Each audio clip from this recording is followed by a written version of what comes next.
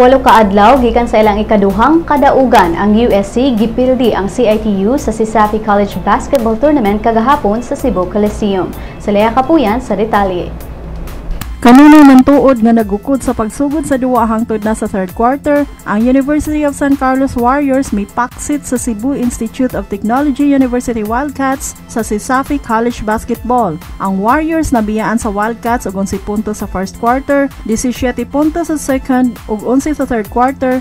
Mipildi sa Wildcats 83-75. Gipanguluhan ni iyang tagapan ang Warriors, pinaagi sa iyang 29 puntos. Ang Warriors aduna nakaroy 3-0 win-loss record, samtang ang Wildcats adunay 1-4. Sa high school, hustong dipinsa ang gigamit sa University of Cebu Junior Webmasters aron pildihon ang University of the Visayas Baby Lancers 70-64. Ang UV nakahimo og 34 turnovers, samtang 11 lang sa UC. Naglabaw usab sa rebound ang UC 40-33. Ang mga replay sa Sisafi basketball games makita sa sisafi.sunstar.com.ph/replays. Leia Kapuyan sa Balitang Sports.